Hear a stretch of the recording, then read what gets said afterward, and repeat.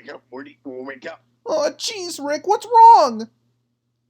We're still on a podcast, Morty. I thought you said this would be a one-time thing. It looks like it's going to be a little longer, Rick. So we're stuck in this podcast then, Morty? Yeah, I guess so, Rick. Oh, jeez, but it's not so bad, though. We got the Mario Brothers. Nobody cares about the Mario Brothers, Morty. What about that hedgehog who eats chili dogs all day? Nobody plays his games anymore, Rick. But we also got that green monster who lives under the bed and eats socks all day. There's no such thing as a green monster who lives under the bed and eats socks, Morty. He's not real. I beg to differ.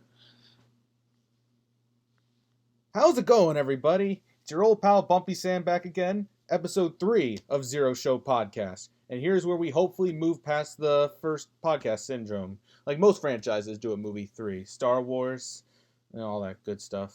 Not so much Shrek. But, Oh, and I see our co-host is back here. Tell us something. I don't know. Hey, it's Lightning Cayo. I'm back from my long slumber. Sorry about how episode 2 came out.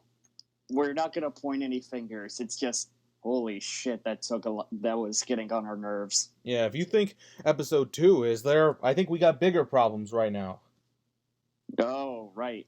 But before we even get into that, I just wanted to take a quick look at the current date we are recording this. It is December 13th, and it is 4 days till my birthday.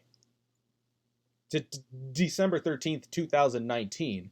You know, I mean, I'm just pointing this out in case our editing is so bad that we can't have this till December of 2020. Right. And my birthday will be on December 17th. I'll be hitting the big age of 22. Okay. Just wanted to get all that out of the way. And also, Merry Christmas, assuming this doesn't get out before the 25th or whatever. or in January of 2021 when you say Storyfire goes under. Or Happy Hanukkah or Happy Kwanzaa, whatever you prefer to celebrate. I don't know. We don't judge here. Right. No, we don't discriminate, you know. But another thing that we want to talk about before we even get on topic is... Actually, I figure you're going to do this, so I want to do my lead into it. I'm sorry to interrupt. No, it's fine. Go ahead. All right. Well, actually, first off, Cayo, how are you doing today? Kind of slept like shit after what happened yesterday, but other than that, I'm doing fine. Oh, yeah. And actually, about what happened yesterday, I guess I could be better. See, I'm sorry if this is going to get a little deep, though. No, go ahead.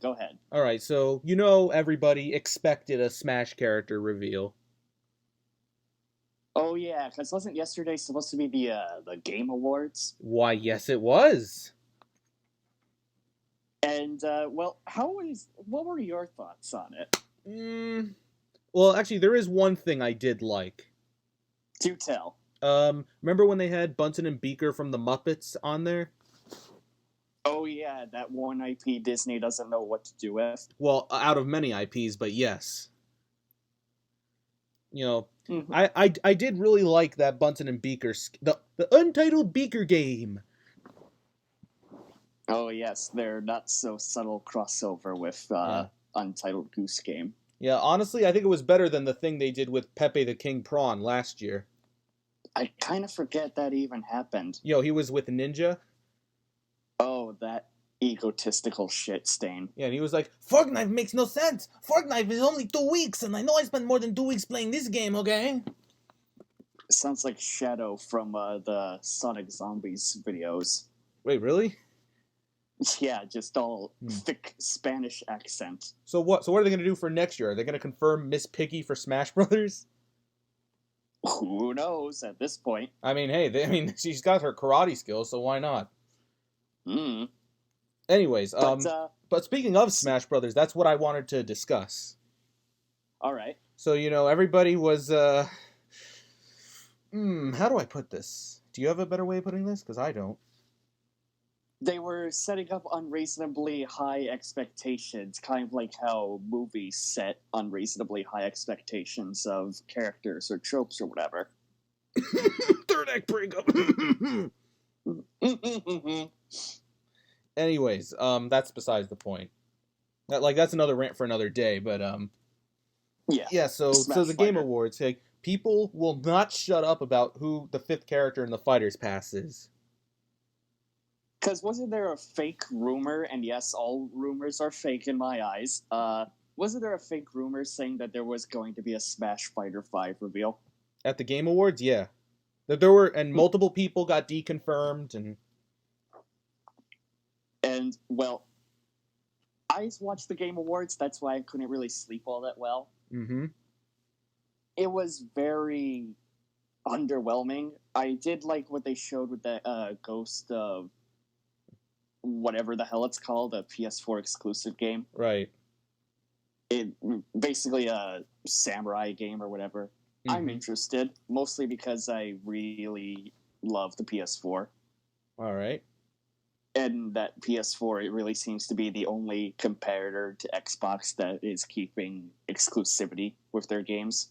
All right. Yeah, no, I that's certainly valid.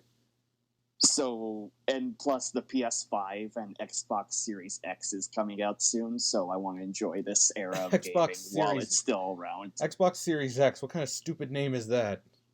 Well, to be fair, they're making 2 Series X consoles. One that's more powerful and expensive for, the elite gamers.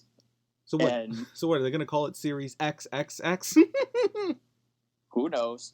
But they're making a cheaper, less powerful console for, the plebs like you and I. Which, because the expensive Series X is said to be priced at about $1,000. Right. While I think this cheaper Series X is going to be priced at, a regular console price. Right. Taking a look at the thing, though, it looks kind of like a PC tower. Well, this is Microsoft we're talking about.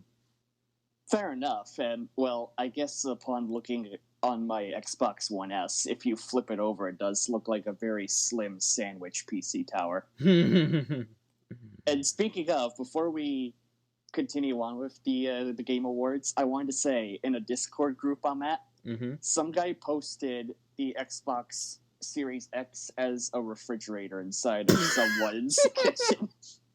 What?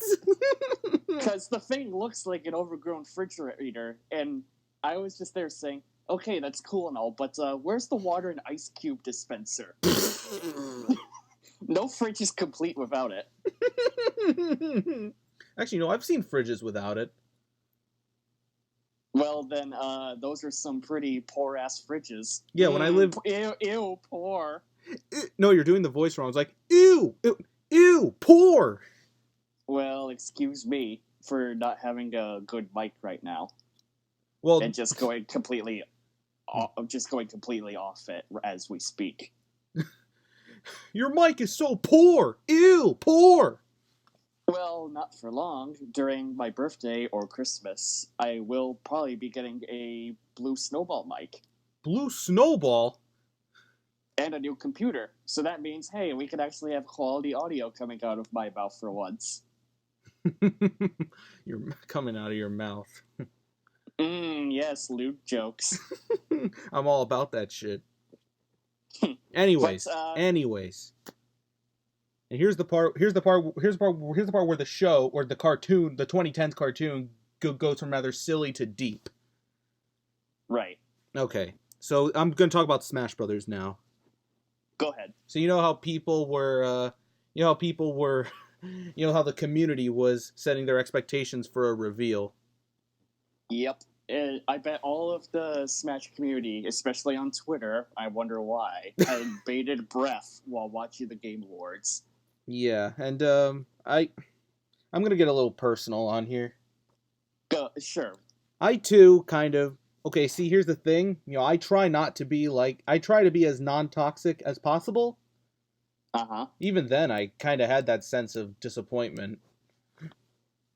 Well, I mean, after what happened with the Joker at the last Game Awards, I guess people thought there would be a little bit of a pattern. Yeah. But hey, at least we got Joker in this Game Awards as well. The Joker coming to Mortal Kombat 11. Yeah. He was one of my mains in Injustice 2, but sadly he was considered the worst low tier of all. Mm. So here's hoping MK11 actually treats him with some dignity. Right. And see, here's the thing with Smash, right?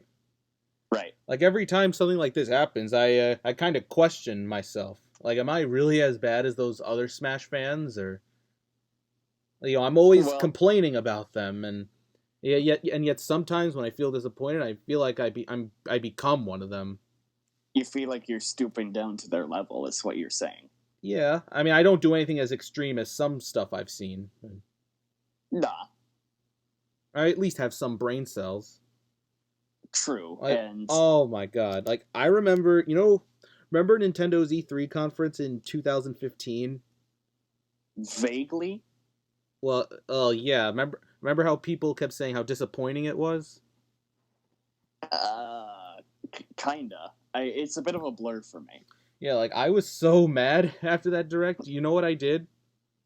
What did you do? Because I kept posting around Google Plus and shit. They better do a direct this summer to make up for it. And I can't believe you just said Google Plus in such a casual manner. Well, this was 2015, so.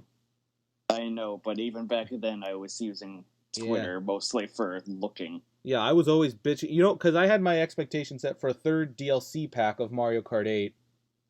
Oof. I thought Ryu and Roy were going to be revealed until they did the video presentation. Huh. And I still hold by that. I do think they should have saved that for E3. I don't know, man. Hmm. But, yeah, but we did have... I was so pissed off back then. I actually started making leaks around this time. I've even made a leak for a fake document for an August 2015 Nintendo Direct. Oh god, no. And I still have it, actually. Oh boy. I actually brought it out just for this. We have ourselves a fake leaker, everybody. Yes. I'm more credible than that Vergaben guy you keep sucking off. Mm. And that Sabi motherfucker that you enjoy getting that dick from. You're stuttering quite a lot. Trying to even say it. I know. And I had time. I was practicing this line too. All right. Can I just read this off real quick? Sure. Now I'll provide images as well. Actually, because Google Plus is dead. Because I filmed a video of this document too back in 2015, and since Google Plus is dead, I don't have access to it anymore. Oh. Anyways, that's besides the point. Are you ready to read this cringe? Why not? Let's hear it. All right. So we got the Nintendo logo on this document. And we got Nintendo Direct, August 21st, 2015, Showcase Software.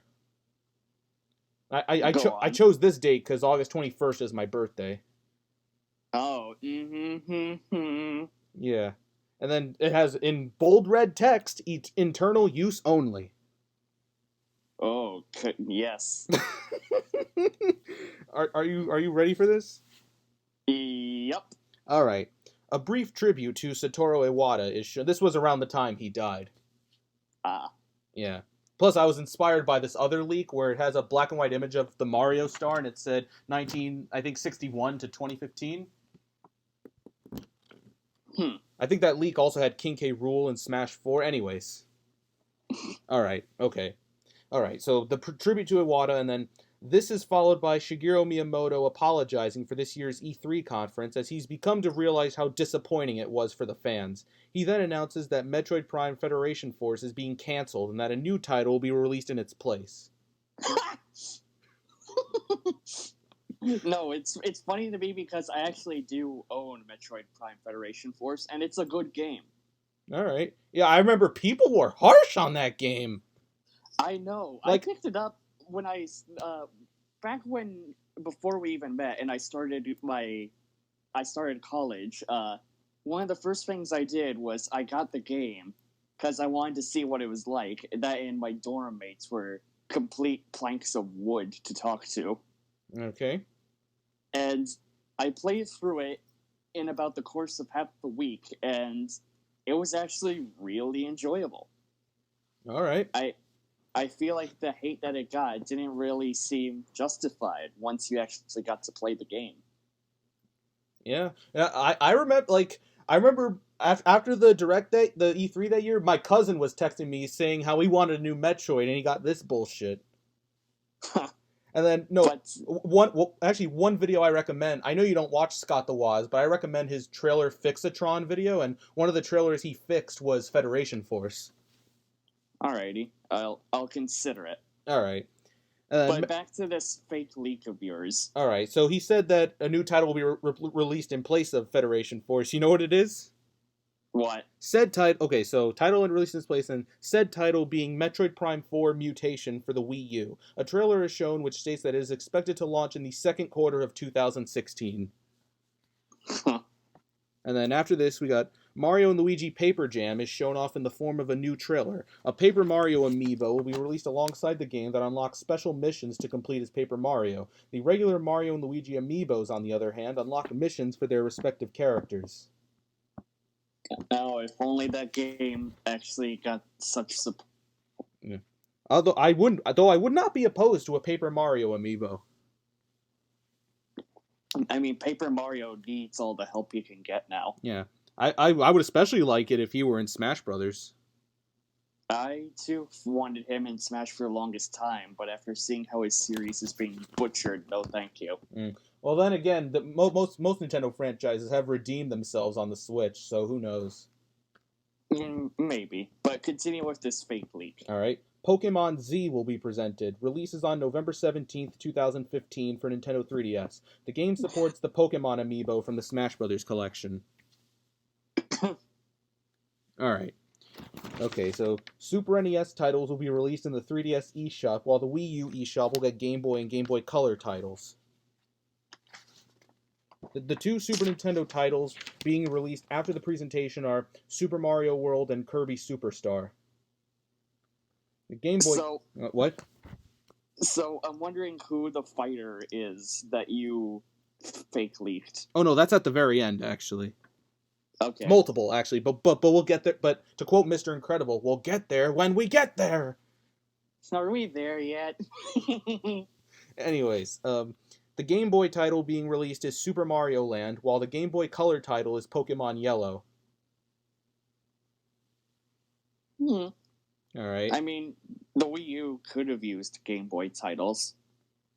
All right. Xenoblade Chronicles X gets a new trailer. The Shulk amiibo is also compatible with it and works the same way it does in Xenoblade Chronicles 3D. I can't really say much on the Xenoblade end because I've only played X for a tiny bit. And actually, there's actually one thing I can say about the cringe right now. What? I'm really feeling it! Oh.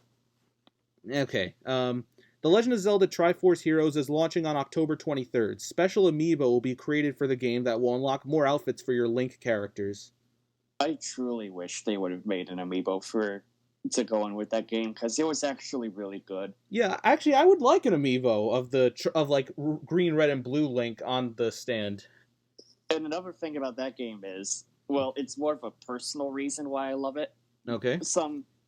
Some old middle school and high school friends of mine, this is before we graduated high school, we played the game in our senior year in the lounge, and we would always steal the couch so that nobody else could sit on it during the period. Wow. Yeah, it was our bro couch, because fuck everybody else. We took the couch, we played Triforce Heroes from start to finish, and the secret bonus stages where it was a huge gauntlet of harder enemies. Mm-hmm. Man.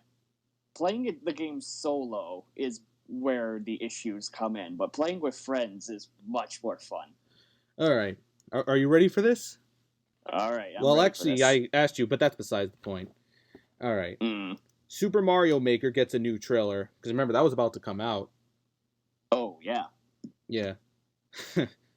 Okay, GameCube games will be available in October 2015 in the Wii U eShop. And I got a release list here. Oh, boy. And then October 3rd, Super Mario Sunshine and The Legend of Zelda Twilight Princess. And if you buy one of the games before October 8th, you get the other for free. Huh. Then, if only the Wii U did actually have GameCube games. And then on October 8th itself, we got Kirby Air Ride. October 15th, Super Smash Bros. Melee. And on October 22nd, 1080 Avalanche. Alright, and then the games support widescreen and upscaling up to 720p, support all controllers and off-TV play, all this technical bullshit, price $4.99 per game. Pretty cheap. And then Miyamoto passes on to Satoru Shibata. I actually forgot who this was. Alright. Can't really say I remember him either. Alright. Mario Kart 8 DLC Pack 3 will launch in October. It is a crossover with Donkey Kong Country. Huh. And the characters are Diddy Kong, Dixie Kong, and Bowser Jr. I'm sorry, what? Quite an interesting pick. Yeah. It's got my buddy Dix! Hey, Dix! Okay, in the cups we got the Barrel Cup, because Donkey Kong, and then the Double Cherry Cup, from Mario 3D World. Right. Yeah, and then 4 new carts will be included, one of them being the Barrel Train from Mario Kart Double Dash. Because we gotta milk off the Double Dash nostalgia nerds. Yeah, and the 3 tracks shown are a new course titled Lakitu Studios, which I actually envisioned as a movie studio run by Lakitu. That would actually look pretty cool. Yeah, and then we got a Donkey Kong Country-inspired course named Jungle Hijinks. Kind of like the stage in Smash Wii U. Yeah, I mean, I could see it having a Donkey Kong Country Returns-esque art style. Although, actually, they kind of did that with the DK Jungle track in Mario Kart 7. Kinda. Yeah, remember, I think they even used enemies from Returns. Right, yeah. And they upscaled it on the Wii U and Switch version. Yeah, Mario Kart 8, yeah. And then the last track I include on here was Daisy Circuit from Mario Kart Wii. I actually did enjoy that course. Yeah. Way back when. Yeah, it was pretty fun. Mario Kart Wii is my favorite in the series. It's a favorite for a lot of people. Yeah. So how much more of this fake leak do you have to go through? A couple more pages. Alright. 10 new amiibo costumes are shown. They're Pikachu, Charizard, Lucario, Greninja, Jigglypuff, Mewtwo, Shulk, Inkling, Chibi Robo, and Isabelle. Can't you see how ridiculously high my expectations were back then? Incredibly so. Especially with all this Pokemon shit. This was before I knew how overprotective the Pokemon Company was. You kind of sound like a kid who's wishing for 100 things on his Christmas list. Yeah, actually, this reminds me of this leak I saw last summer, 2018, where they were leaking a Nintendo Direct, and it was just a whole bunch of Donkey Kong stuff. There was an overabundance of it. Just a whole bunch of Donkey Kongs? Yeah, just all I think that one he actually predicted King K. Rool joining Smash. Anyways, Mario Tennis Ultra Smash releases on November 20th. That mediocre trash. Oh, I think I actually predicted the release date for this, because I think this might have been before Star Fox Zero got delayed. Oh yeah, Star Fox Zero did get delayed a little bit. Yeah, and then new trailer shown featuring, you ready for all these characters that I have here? Oh boy, let's hear it. We're going into maximum overdrive. Hiya! All right, and the characters shown in the trailer were Luigi, Yoshi, Wario, Waluigi, Donkey Kong, Diddy Kong, Dixie Kong, Cranky Kong, King K. Rool, Toadette, Kamek, Boo, Bowser Jr., Spike, Koopa Troopa, Baby Mario, Baby Luigi, Rosalina, the Koopalings, and then I got the Inklings from Splatoon as guest stars. You don't know just how much of a innocent mindfuck that all was, and if I had known you back then, I would genuinely have loved to crush your dreams. Yeah, and what do they give us? Fucking Sprixie Princess. Huh. Because why not? And actually, Mario Tennis, that was what... Remember I said there were franchises that redeemed themselves on the Switch? Right. Mario Tennis did that. Oh yeah, there was Mario Tennis Aces, it's called, correct? Yeah, I fucking love that game, dude. And there was Ultra Smash or whatever it was called. Yeah, that was the one on the Wii. That's what I was saying. That's the one I just talked about.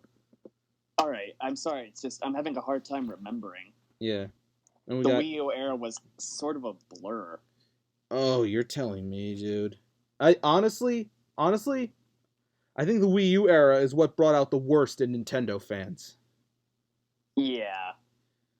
I like mean, the whole Paper Mario Color Splash. I don't like the game, but holy shit, back then it was such an uproar of shit shows. Oh, I can imagine. From the community side. And this was when I was starting college as well. Yeah. I popped on YouTube. I saw that Paper Mario was kind of a trending topic, and I'm like, oh cool, Paper Mario. I look at the gameplay footage, it says it's an action-adventure genre. And I'm like, oh no.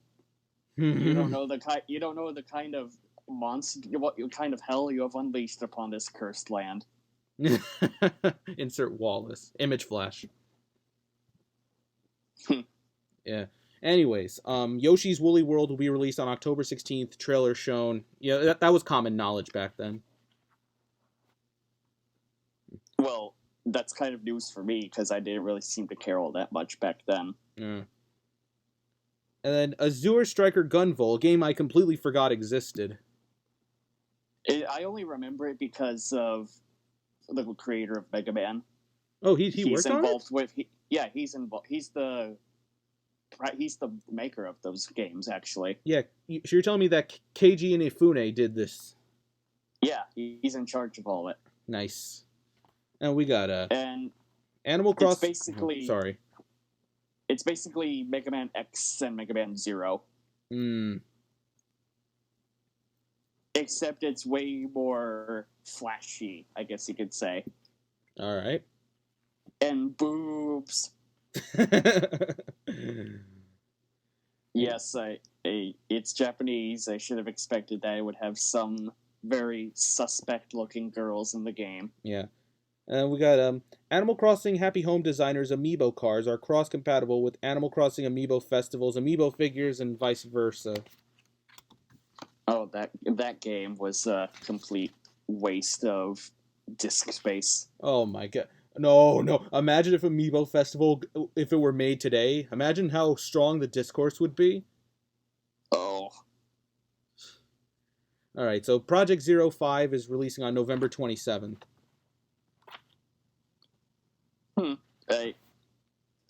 I can't really remember that title.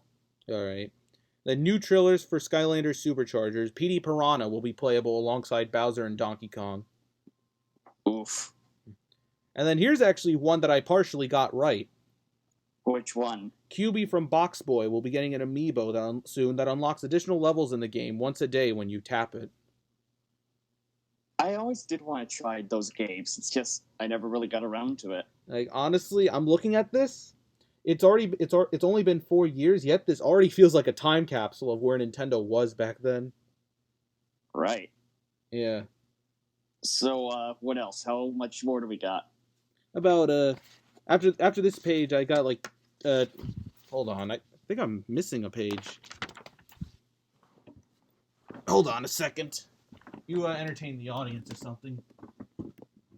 Okay, wacky waving inflatable arm flailing tube man. Wacky waving inflatable arm flailing tube man. Wacky what? Wacky waving inflatable arm flailing tube man from Family Guy. Oh. Yeah, hi, I'm Peter Griffin. I'm the star of the unfunny show Family Guy. Oh my god, Lois. Oh my god, Lois, we've never won an Emmy before. Okay, I can't find this last page, so when I get there, I'll recite it purely from memory. Alrighty. Okay.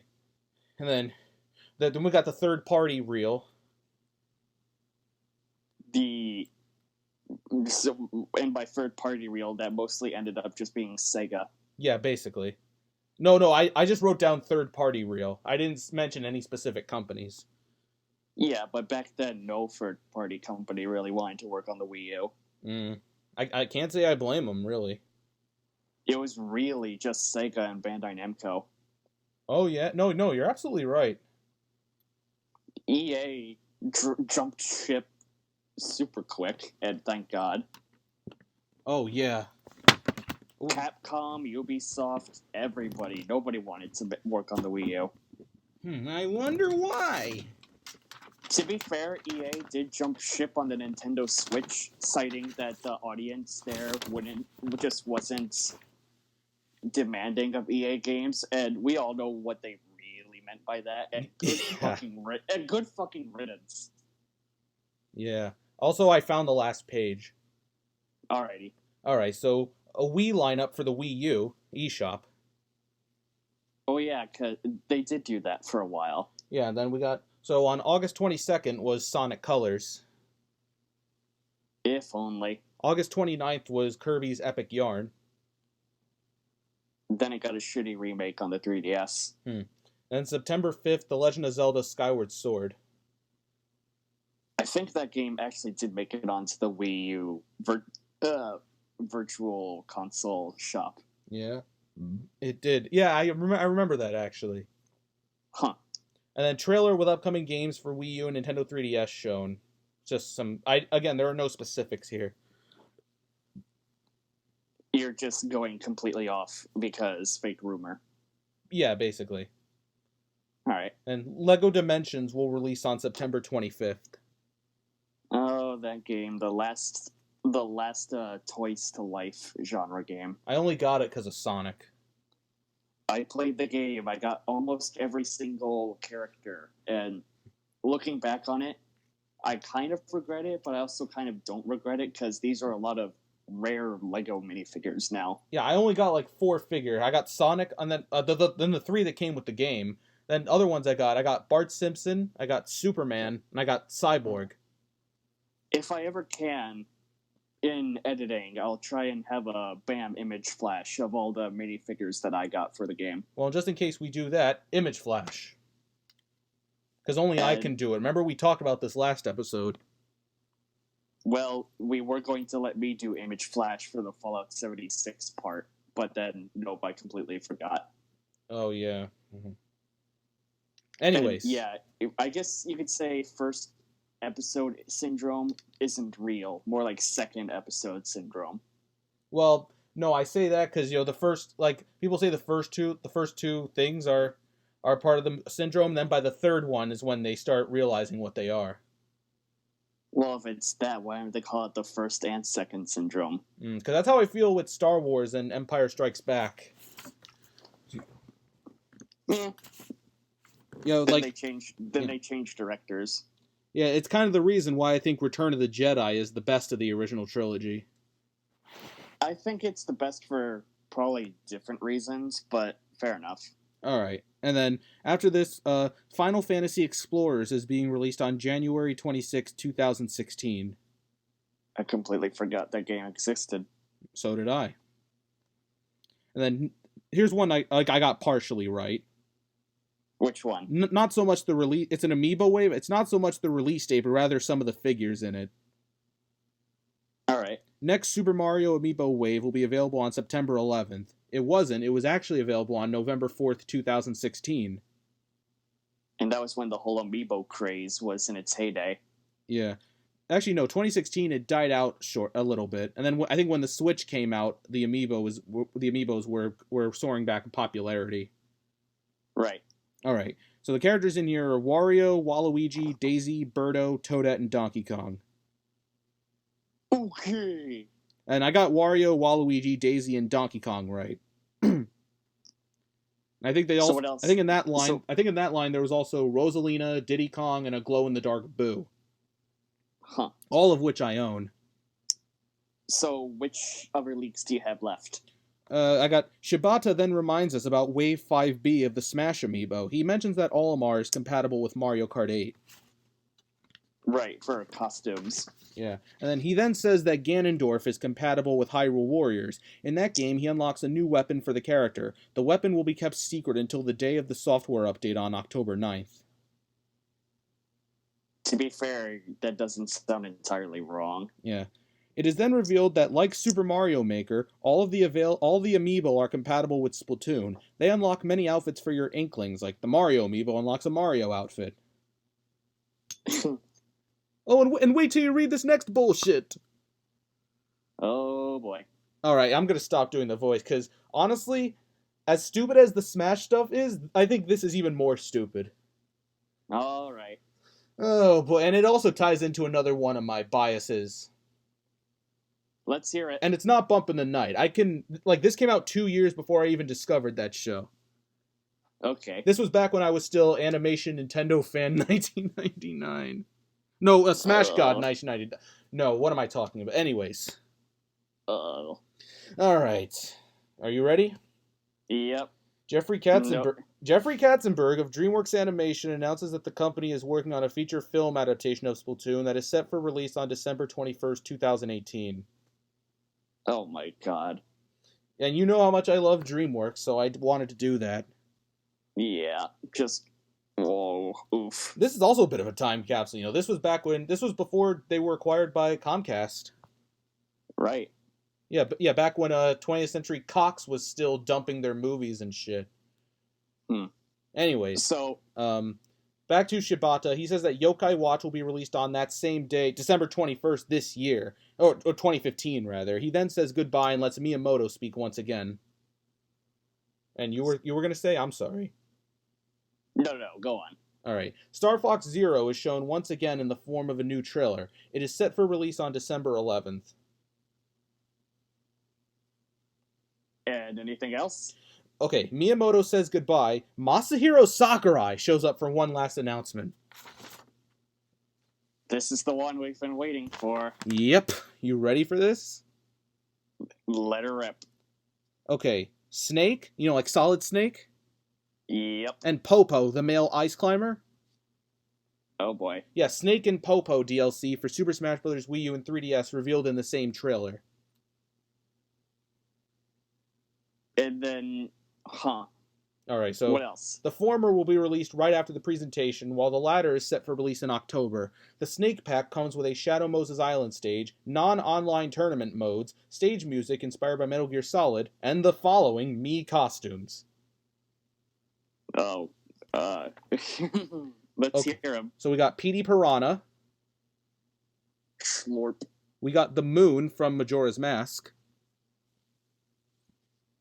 To be fair, that would actually be a pretty funny costume to wear. Yeah. Just a constant angry moon face. And I thought Sans was hilarious.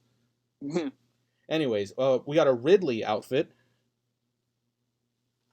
There you go. He's not big anymore. I got Crystal.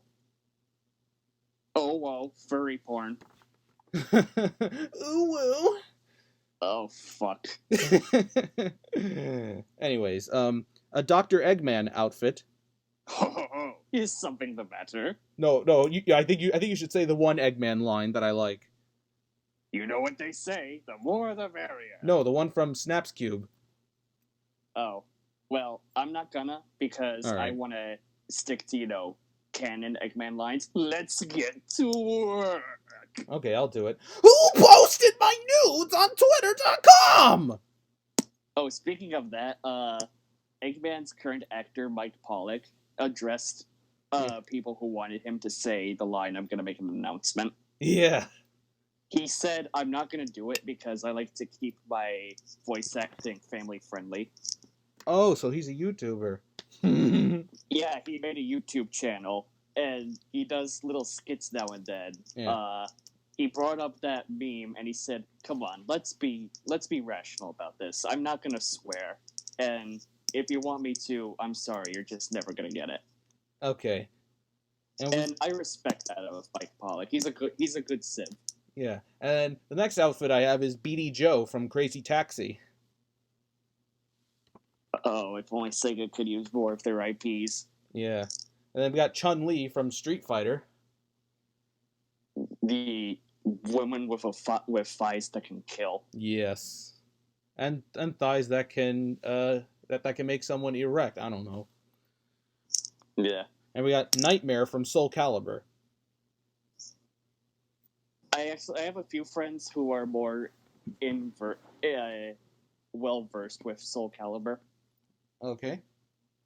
But as for me, I'm completely fucking clueless, other than the fact that the series is dying. But the recent game kind of saved it from death. Yeah. And if you think this is stupid, wait till you read this last part. Okay then. Sakurai rewinds the direct to where Miyamoto discusses Star Fox Zero and mentions that he has a special announcement regarding that game. Okay. A reveal trailer for Wolf is shown. After the trailer, Sakurai says that Wolf will come as a GameStop pre-order bonus with Star Fox Zero. He will be available to everyone later on. That does sound pretty fucking stupid. Then here's the finale. Alright, let's end that fake leak with a bang. Sakurai then says thanks to the fans for their patience. Shibata and Miyamoto join him while individually saying stuff along the lines of, "We hope that this made up for E3. Finally, they leave and say goodbye."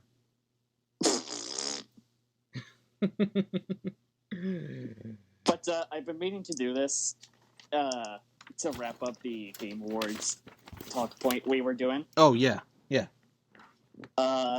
I know how I can basically sum up a majority of people's feelings after the Game Awards ended. Oh, I think I know where this is going. Go ahead. That's it. That's the last episode. That was just a bunch of cheap walk cycles. What a rip! The Game Awards betrayed us! And to be fair, that mostly sums up the Smash fans that got salty after it ended. Yes, and kinda, sorta, me in a way. All those leaks that you'd see on Twitter, just completely fake. A Banjo-Kazooie remake, fake. New Crash game, fake. Yeah, and also, one last thing. Yeah. Oh my god, you want to know how ungrateful these Smash fans can be? I have a good idea after sticking with them for so long. I'm in another server run by an IRL friend of mine. You want to know what one of his friends said? Oh, what did he say? You need to see this to believe. I'm gonna send it to you. Okay. Like, you are gonna be. I guess you could send an image flash as well. All right. Well, no, I'll do the image flash once you react to it. Okay. But quick question: how young is this friend of yours? I don't know how old he is, but my friend who runs the server, he's got to be a year younger than me. All right, because a lot of these people I know tend to fall within the 20 or younger range. Oh God! Wait until you see this, okay? Okay. Are you ready? I'm kind of scared to show this, but it has to be done. You have me on the edge of my seat. Let's hear it. This podcast is raunchy enough. It's uploaded.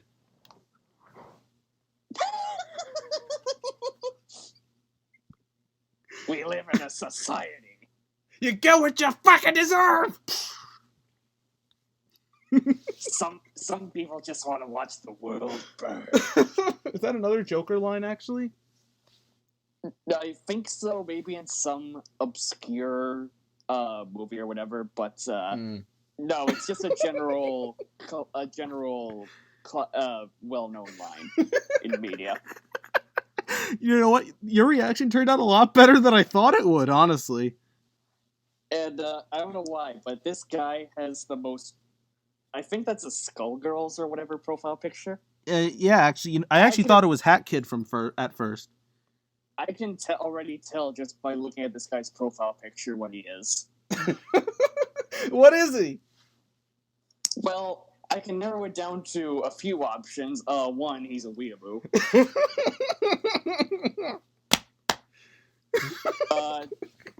Two, he's a weeaboo. Or three, he's a Nintendo weeaboo.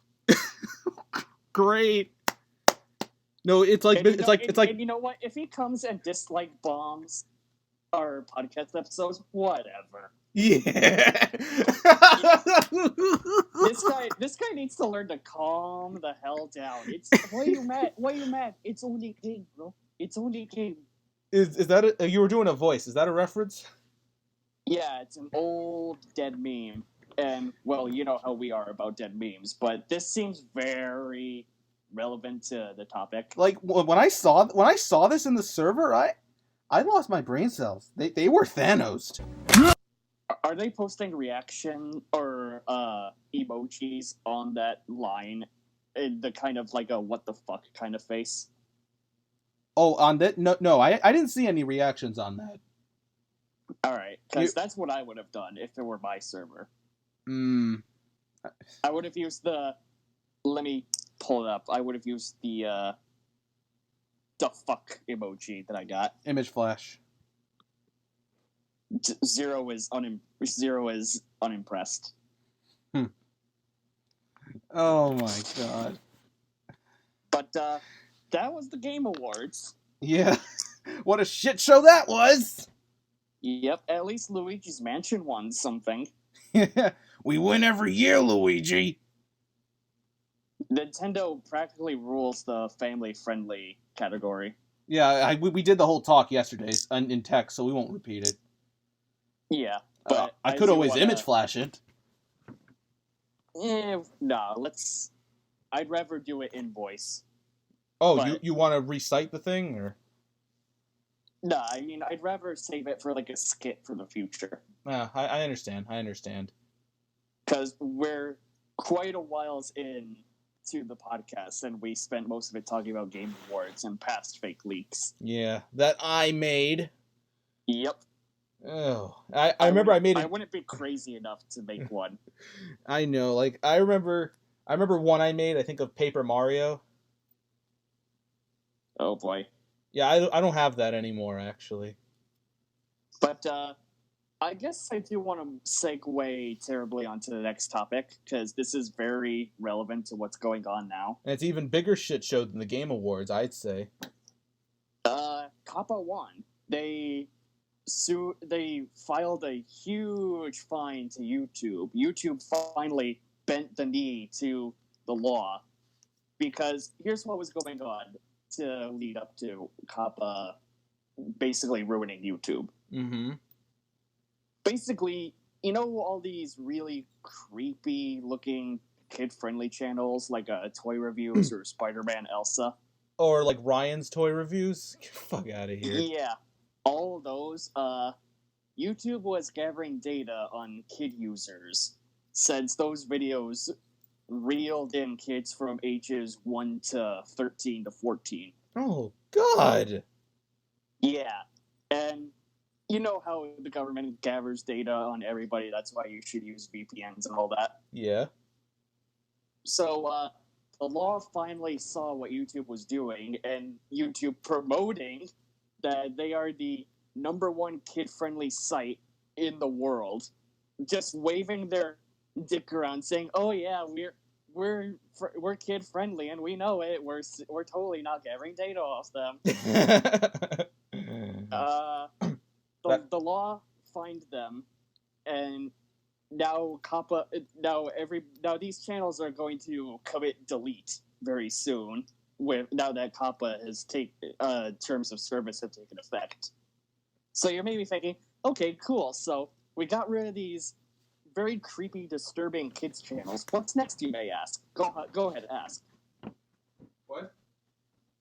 I'm just saying, now that all these kid channels are going away, ask what's going to happen next. What will they think of next?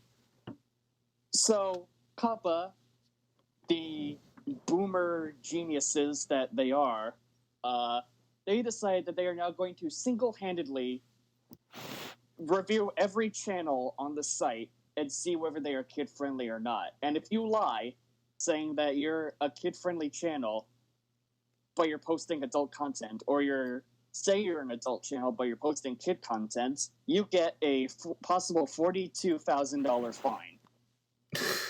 Ridiculous. Yeah, it is basically a channel killer, regardless of how big you are, unless you're like PewDiePie or whatever. Yeah. Basically, channels like mine and Bumpy's, we're in trouble. And there's nothing that can be done about it. Yes. So, I've begun making plans to possibly jump ship over to Twitch and start live streaming the rest of my Mega Man X series. I might go to Vlaire TV, or whatever that site's called. We'll still continue to do podcasts because these are very not kid-friendly. Yeah. Which, that's good. We can still do this. The Zero Show podcast is still A-okay. Yeah, But and the rest of our content, like Bumpy's YouTube poops or my Let's Plays, they are most likely going to have to go on the lowdown for a while YouTube Coppa basically starts obliterating channels left and right. yeah, like I had so many ideas for videos, honestly. I did too, and I was starting to get some real good traction. My Dragon Ball FighterZ Base Vegeta combo guide that you helped make me, Yeah. it reached 1.2k views, and I'm so proud of how that came out. A huge thanks to you. Oh, well, thanks. I unlisted the video only because patch 1.2 came out for the game recently, and I'd rather, have updated to-date footage and guides for you. Mm-hmm. Rather than going off of past patches, while some combo guides are working off previous versions and the combos are outdated. Understandable. Yeah, I don't want to give any false information. No clickbait on my channel. You could say my Mega Man X says the N-word video is clickbait, but at least it stays on topic. Well, no, it's probably only clickbait because I put a Fortnite background on the thumbnail. Yeah, and well, now you know if you want to get a lot of views, just use a Fortnite background. And lens flares galore. Yes. But no, if we ever do a part 2 to that, we'll let you guys know. Mm-hmm. Actually, because it's surprisingly doing pretty well. 112 views. Yeah. So, and about the Coppa thing, aren't they not going into effect? No, you told me that. I thought they weren't going into effect till January 1st. Well, apparently there's a lot of mixed messages around. Some say it already is in effect as of December 11th. Mm-hmm. I haven't heard anything about people getting sued yet. Me either, but I'm still taking the precautionary measures to get myself ready just in case the worst happens to my channel. Understandable, again. And, well, it all comes down to whether or not my PS4 repairs get done soon, because that's mainly where I'm going to be doing a lot of my streams. All right. I'm sorry. I'm still laughing about that. That Discord message. It's perfectly fine, man. Yeah, I know it's mean, but like. Yeah, it's just unbridled childish rage. But, oh my god. And yeah. I do want something to take my mind off of this shit show. Well, hold on. I want to finish this my portion of the Coppa talk off real quick. Oh yeah, sorry. If worst comes to worst, and my channel and or Bumpy's channel, we get fines up the ass, we'll make an announcement video, probably on both our channels or on Twitter, whatever is most convenient, letting you guys know that, hey, Coppa is kind of screwing us over, and we're going to put our backup plans into action. All right. That's just my plan. I'll discuss more of it with Bumpy in private, because this whole thing is like the Red Scare times 8. It's ridiculous. And I'm not sure exactly if what I say will also mean the same for Bumpy, because, well, we've all got our own preferences and plans, but still, right. This is just a general statement. You know what? Like, the minute I hear about somebody getting sued, I'll deactivate. Well, what I plan on doing first is once people start getting sued, I'm going to private my videos that I think YouTube might mistake are for kid-friendly. Okay. And if they somehow find private videos as well, then I know we're in trouble. No, I'd rather just deactivate the whole thing. Yeah, because I've seen. As long as you still keep your YouTube poops and whatnot. Yeah, because I've seen YouTube take down unlisted videos too. Yeah, but nothing on private videos yet. Well, except for Monkey Jones, but Monkey Jones was kind of an edgelord. Oh, so he already got or Yeah, was this he before was, Coppa? He posted very very offensive content. And this was before Coppa. Way before Coppa. This was during the beginning of the demonetization era. Oh, like late 2017? Yeah, and it was a really big talking point for a lot of YouTubers. People trying to get his channel back. He's back now, and he kind of cheated on his girlfriend. Oh, boy. But he's still doing edgy-ass content, thinking he's all hot shit and whatever. I don't like the guy. Yeah. I first heard of him about Implement, talking about the beginning of demonetization. Mm-hmm. And he makes a lot of weird videos about talking about the inside of the mind of Elliot Rodgers, a school shooter in the United States. Actually, I think you told me about that. Yeah, and just saying that is kind of like weird, trying to explain it to somebody. Yeah. Honestly, and I get YouTube is full of edgy content, but this just really takes the cake. Yeah, like I listen to this and it makes me very uncomfortable. Well, no, because remember how I say like my brain cells always fall out when I hear something stupid? Yeah. I say that as a funny way of saying my head hurts. Fair enough. And just YouTube, it had me, then it lost me. Yeah. I can only hope that Coppa learns and keeps some Let's Plays safe, because Mega Man X kind of, involves war and killing. Coppa, learn. I'll believe it when I see it, but I won't. Yeah. YouTube poops I fear the most for, though. Yeah, because, you take kid-friendly characters and... You can take Incredibles. You take SpongeBob. Especially SpongeBob. Yeah, I can't believe that Actually, he wasn't my first pick. Not so much Well, I'm the only one who really does Bump in the Night, really. Yeah. Actually, so you're the very niche guy. Yeah, and and I thought the ads I got, on my Bump in the Night poops were bad. Because Bump in the Night, ads there? No, because not so much ad, but like, you know how you press the information button, you get a video sponsored by the company who owns the property in question? Right. Like, you know how with DreamWorks, it's always that stupid Kung Fu Panda 3 trailer? Yeah, very outdated. Yeah, and, what I get when I make, because Bump in the Night's, like, all of Deke's assets are owned by Wild. I told you this. Yeah, we talked about it last episode. Yeah, Wild Brain, and when I you know what kind of ads I get from Wild Brain? What do you get? I get their fucking nursery rhyme videos. Nursery rhymes? Yeah, you know. Oh. I think I even got a Teletubbies ad one time. You can't tell, but I feel like my flesh is melting off my face when you said that. How do you think I felt when I first saw the damn thing? Ugh. I mean, shit. I mean, but at least give me something I'm actually interested in. Maybe a Mario Brothers Super Show episode? Yeah. Or, I mean, that'd be preferable. Or YouTube kind of steals your data. Or what about a Deke Zelda episode? Well, excuse me, princess. Or how about Hammerman? That must be YouTube whenever you want something out of them. Or how about Hammerman? Anything would be preferable better than fucking nursery rhymes. Yeah, with the fucking Teletubbies and shit. But is there anything else you want to add on to the Coppa topic? I do have one final thing, and this is a segue to something we wanted to do last episode. Right.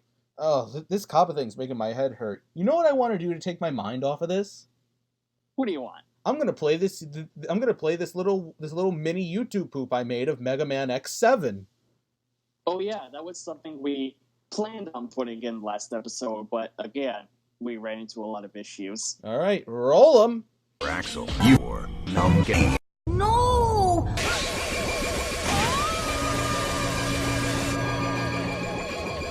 So now that this YouTube poop's over, now we got that basic demonstration over. There is one thing I did want to mention real quick before we move on to the next very questionable topic. Oh yeah, go ahead. I'm really into Valve games. I love the hell out of Team Fortress 2, and I'm rediscovering how much I really enjoyed the Half-Life series. All right. Recently, Valve decided to get off their lazy asses because they were losing a lot of potential, I guess you could say, IPs to go on the Steam store in favor of Epic. Mm-hmm. So they decided, you know what? Fuck it. Let's announce a new Half-Life game. All right. And recently they came up and revealed Half-Life Alyx, a new VR-exclusive Valve Index game. Oh, yeah, I heard about that. Now, as cool as that may be, I've got a few issues already with it. Oh, well, humor us.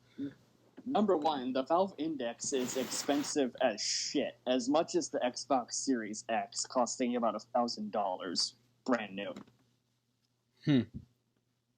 Now, a cool thing is, regardless of what you order, like if you get the controllers or just the headset, you get Half-Life Alyx for free when it comes out. Because the controllers, the least expensive thing, cost about $180. All right. While at most, the entire bundle costs $1,000 or whatever. But my problem is, why make it VR exclusive? I mean, I get that's it's what it's built for, but that's a very niche audience you're cutting out a lot of your core fan base from the game. Yeah. Because VR is still kind of new in this era. We're finally making it so it's better and not like Virtual Boy garbage. All right. And people are immediately going to try and mod the game so you can play it without a headset. You can just play it on mouse and keyboard. But I just... It's just a personal gripe of mine. It's just, why make it VR exclusive? Yeah, and another VR thing I've seen being promoted lately is Google Stadia. Well, that's not VR. It's more just Google trying to force-feed products at us. Bumpy and I talked about this last night during the Game Awards, because they were shoving Stadia ads down our throat. Yeah, like 9 million ads. And I was saying, who takes these ads seriously? These are like bad 90s Super Nintendo ads. I know. Who in their right mind would deliver such cringe-inducing lines? And they have something those Super NES ads don't. What's that? Crappy computer animation. You mean a quote-unquote budget? Yeah. Yeah. Hell, we could probably come up with a better Stadia ad than them. And we're poor. Ew, poor. At least we know better console tech jargon than these so-called rich know-it-all Google nerds. Wait, you know what we'd be better off with? What? Remember at the Game Awards last night when Dr. Bunsen invented the VR superglue headset? And he couldn't take it off, but then he took it off somehow, trying to chase the goose. Well, that was actually Beaker who took it off, but yeah. Well, still, it's supposed to not come off, period. Right. Honestly, I feel like that would be much better than having a Stadia. Yeah, honestly, it would. Although it would probably give you as many headaches as the Virtual Boy. Well, to be fair, Half-Life Alyx is said to have free roam controls, so you can move around in field rather than teleporting to one square at a time. Okay. The reason companies do that when making VR games is because people get motion sick if they enable free roam controls. All right. And a game like Half-Life Alyx is the first-person shooter, and it has lots of, puzzle mechanics. Right. and shooting down a lot of the combines and zombies and head crabs and all that. Mm-hmm. People who use free roam controls, I cannot wait to hear the reports of somebody puking mid-session. Coughing up blood. Just because they had to move their head around 180 to try and not get hit by a head crab. Yes. Head crab is the sole reason of causing people to get motion sick. Yes. If I can, I'll try and play like a sound clip of head crab noise while I was saying what happened. I'll find it later. All right. So next topic. Well, you know more about this topic than I do, so. Yeah, let me start this one off real quick. So, people who know me, I'm a Dragon Ball guy. I love the series. But this was actually last month, I believe, on Twitter. Yeah. I can't remember the exact details, but there was a confirmation from a lot of Twitter users that there is going to be a Dragon Ball Z movie. And I'm thinking, oh, cool, new Dragon Ball movie. Dragon Ball Super Broly was amazing. What did they got this time? Then I see who's in charge of it. Disney. And it's going to be live action. Much like Dragon Ball Evolution, which was produced by 20th Century Fox, which is owned by Disney. And we all know how that ended out. Yeah. Oh, boy. I can't really say much of what I expect out of the movie, like if it's going to cover the arcs like of the Saiyan Saga or Goku going Super Saiyan versus Frieza or whatever, or if it's going to be something completely original like Dragon Ball Evolution. Either way, I really don't like how this is going to go, because this is Disney we're talking about, in an era where they're making a bunch of live-action remakes, and most of them are ending out pretty terrible. Actually, the only two I really hated were Aladdin and Maleficent 2.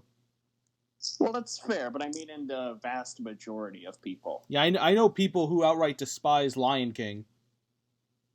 And, I really don't know.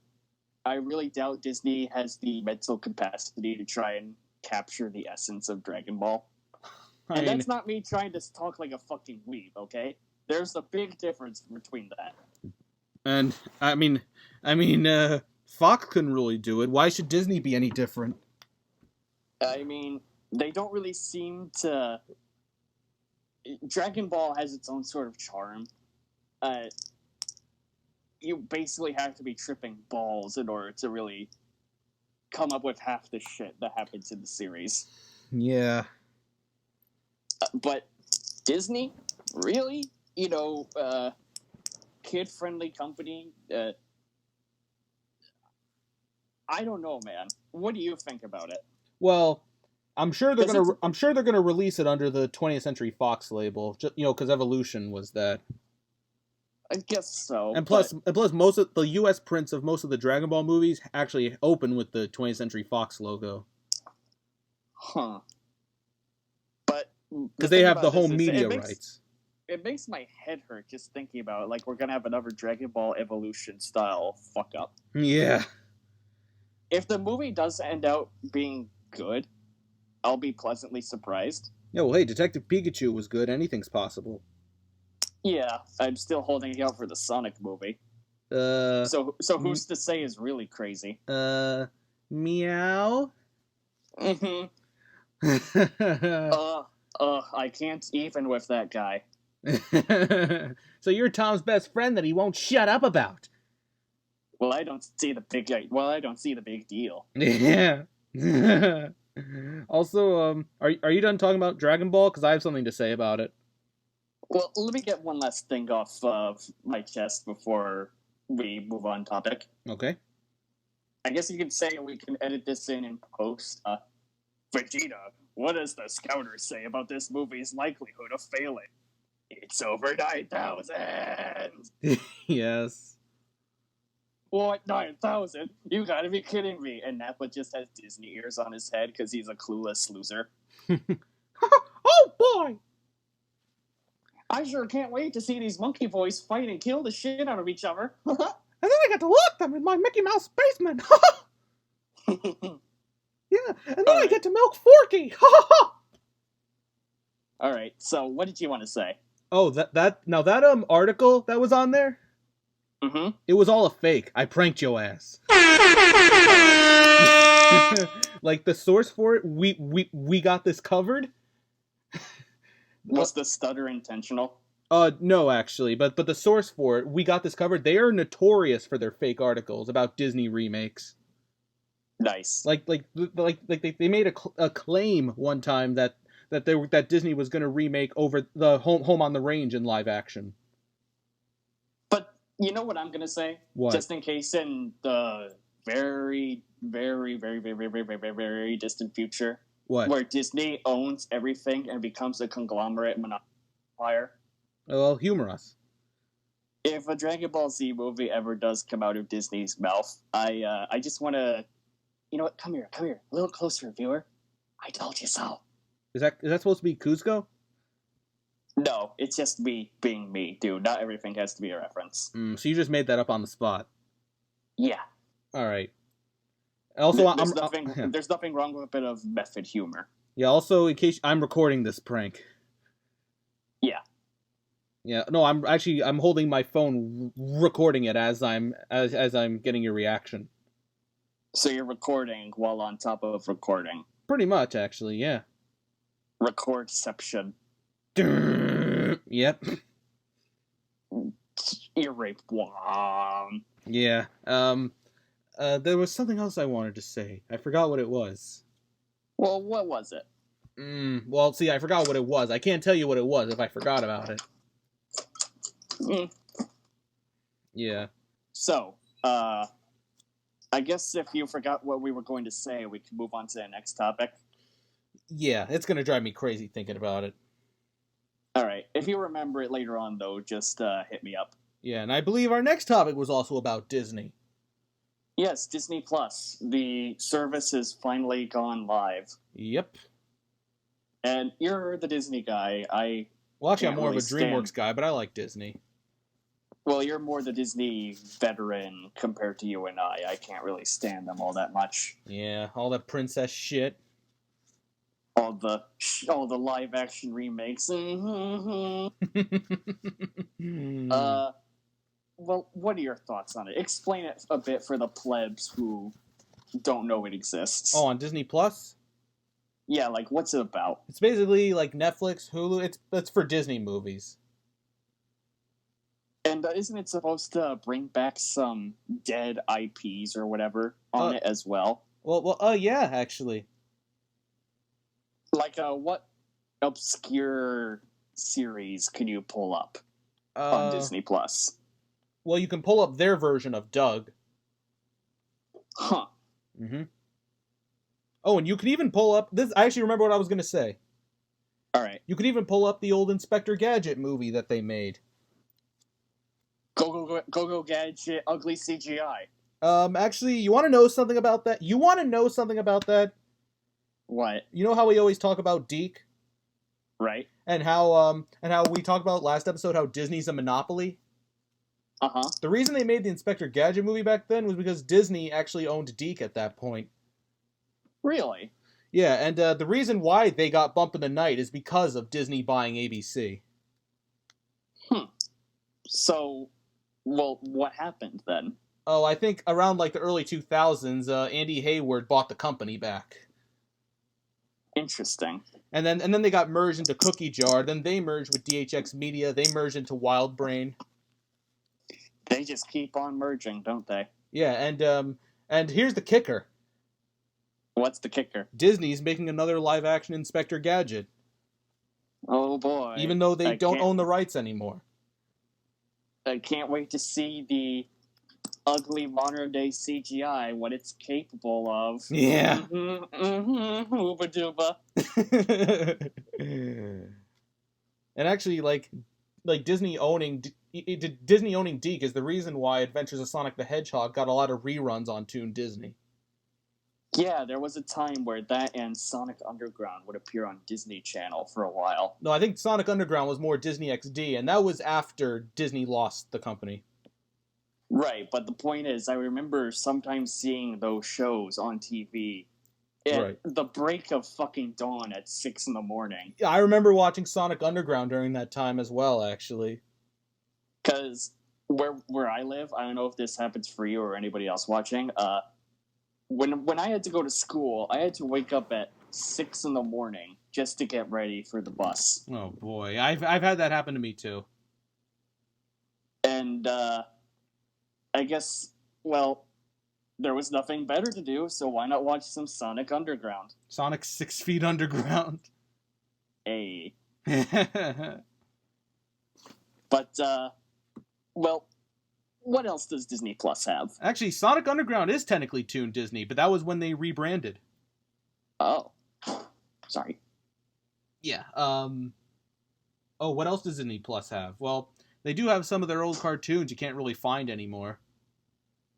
I'm trying to remember. It was like this night talk show cartoon where it had a bunch of Disney IPs coming together to listen to some comedy skits or whatever. Oh, you mean House of Mouse?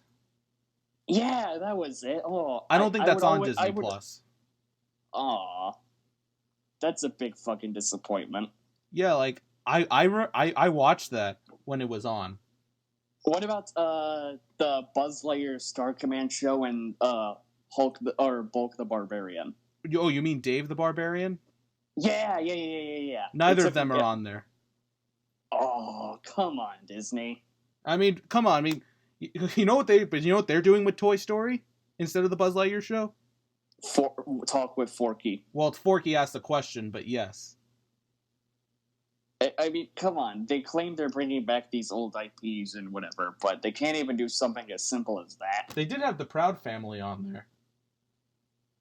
Okay. And they're even making new episodes of that show for Disney Plus. Huh. But there is one thing I did remember about Disney Plus. What? My brother and I, we watch Gravity Falls quite a lot. Okay. And one of the first things that happened on the day of Disney Plus's launch is apparently they are unreasonably censoring Grunkle Stance's Fez or whatever. Seriously? Yeah, they got rid of that fish logo and are now just making it just a blank red Fez. Oh my god. Even though that's kind of not offensive in any way, shape, or form. And this is why you stick with home media. The DVDs never do this. Yeah. You see, I'm a purist. I like to have my stuff the way it was originally seen. Nor does purchasing episodes off of YouTube or iTunes or whatever censor the video in any way, shape, or form. Oh, yeah. Yeah. Oh, you mean like stretching the aspect ratio? Well, yes, and I also mean like not censoring his fucking Fez. I'm sorry. I thought I was watching a Disney show, not a 4Kids dub. It's just confusing. Like, why now, or rather, why ever? And you know what's also weird about Disney Plus? What? Well, like, some of the movies, like, they're listed on there, but you can't watch them until a certain amount of time due to existing contracts. Okay. Like, I know Coco wasn't available at launch because they had to deal with Netflix, but Coco's on Disney Plus now. And what's also weird is when I first watched Disney Plus, they had Avengers Age of Ultron, and Avengers Endgame, but no Infinity War. Well, that's because Infinity War is still under contract with Netflix. Okay, that explains it, but it's just still strange. Like, why exclude one of the best movies? Yeah, and the thing with Infinity War is not going to be on Disney Plus until I think June of 2020. Huh. Well, I guess if you want a good summer flick, get your wallets ready. And also another thing with the contracts, they have end dates up to like 2021. So 2 years from now? Yeah, there's one documentary I like called The Pixar Story, which is still on Netflix. It's going to leave Netflix at the end of 2021 and go on to Disney Plus. All right. Like I know, I think Incredibles 2 is still under contract with Netflix. So Netflix is just keeping these as long as they can. Yeah, coming up with new ways to celebrate mediocrity. This isn't about you, Bob. This is about Dash. You want to do something for Dash? Let him actually compete. Let him go out for sports. You know what I want to see on Disney Plus? Well, it's on there, but it's not going to be on until August of 2021. What do you have? The one I've been meaning to watch again, Underdog. Oh, you mean My Name is Earl plays a CGI dog? Yeah, or no, it's Dave from Alvin and the Chipmunks. Yep. You know, Underdog was based on a cartoon. Or it's that weird Squatch guy from We Bare Bears. Oh, yeah. And Syndrome from The Incredibles. I am Syndrome, your nemesis, and... Oh, brilliant. Incrediboy! You're not affiliated with me. You're that kid from the fan club, buddy! My name is Incrediboy. Yeah, and what I was mentioning before with stretching the aspect ratio, oh my god, like The Simpsons is a big victim of that. They also added the Orange Justice in one joke and said, please don't sue us, Orange Shirt Kid. Really? Yeah. I mean, you know how I feel about Fortnite jokes? Was that actually was the Please Don't Sue Me, was that in the original Fox airing of the episode? Yes. Okay, so they kept it. But for those watching, I think Fortnite jokes, like doing the dances and whatnot, is just a surefire way of making me cringe. That is outrageous, Jimbo! It's a bad joke. It's just, whatever it is, trying to be hip. Amazing World of Gumball did it too for a little bit in their last episode. Hey, Jimbo, I'm about to orange justice all over your face! The dad, no! Jimmy, what is your dad doing? And Gene comes up, whoa, is he doing the default dance? And Jimmy, no, he's doing the Orange Justice. What's the difference? No, I'm about to floss, guys! And Jimmy, he just, well, off to hang myself. Also, there's another stupid thing Disney Plus does with The Simpsons. What? They some of the episodes aren't even listed in their chronological order. Really? Yeah, some episodes are even missing outright. Weird. Another show they do this to is Phineas and Ferb. Why? Because my name is Doof, and you'll do what I say. Whoop whoop whoop. You know how the first God, now you're gonna make me want to sing it. Yeah, you know how the first episode of Phineas and Ferb was Roller Coaster? Yeah, it was just the pilot episode.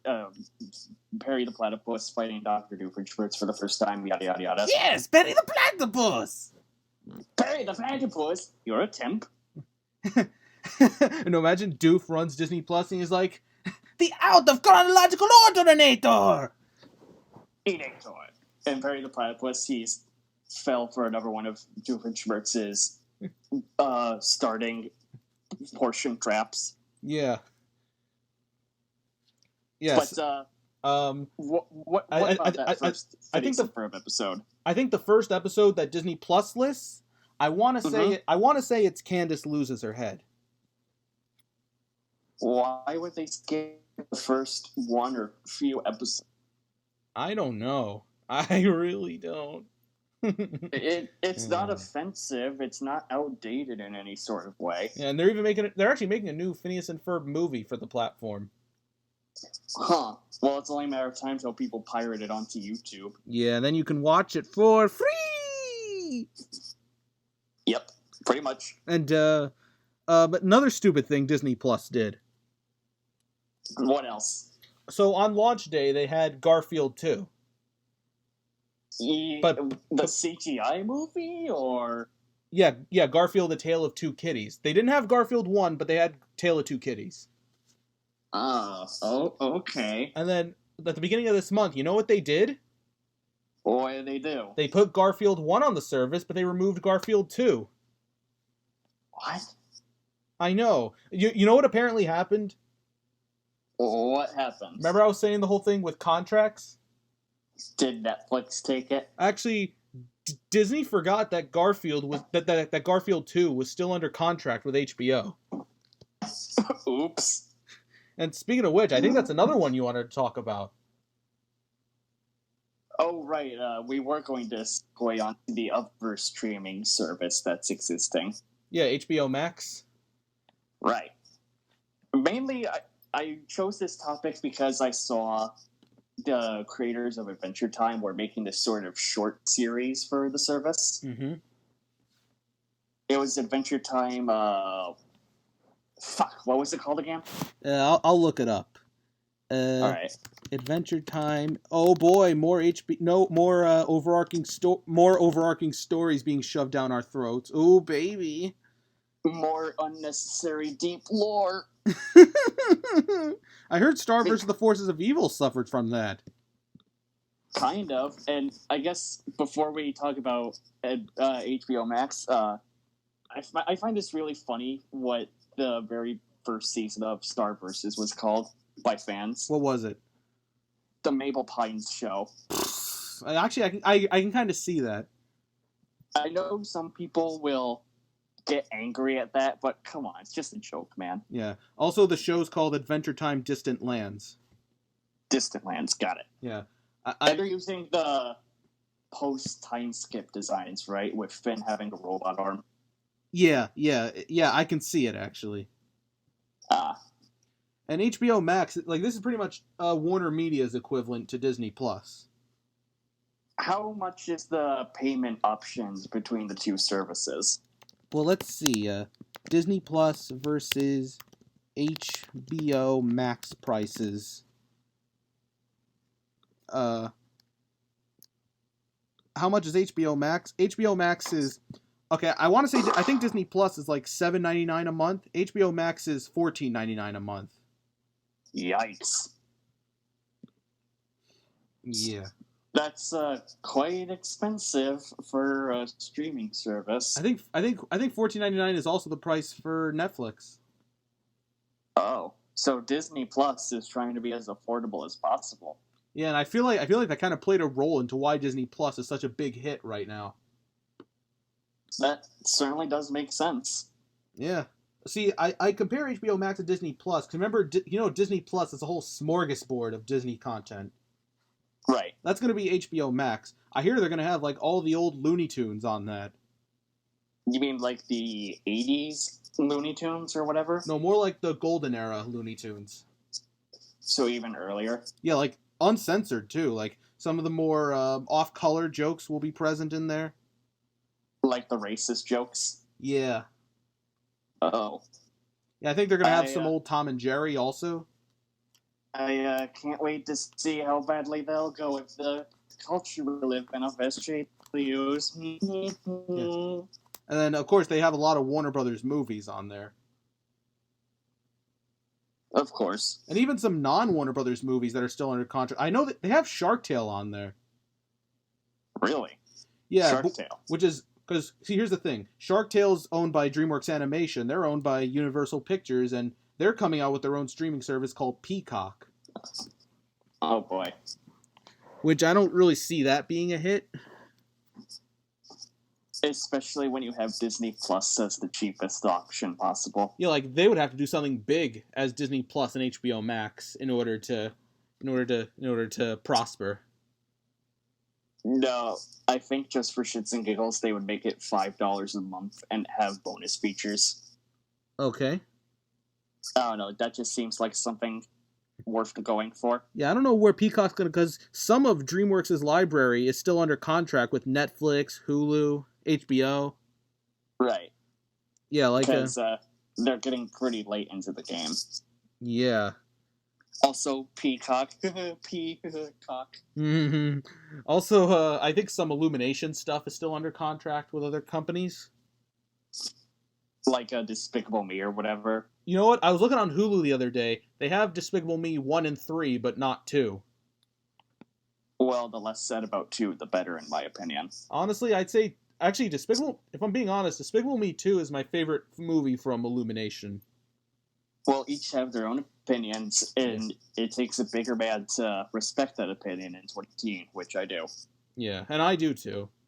You know, we shake hands, we hug, we kiss goodbye. No homo.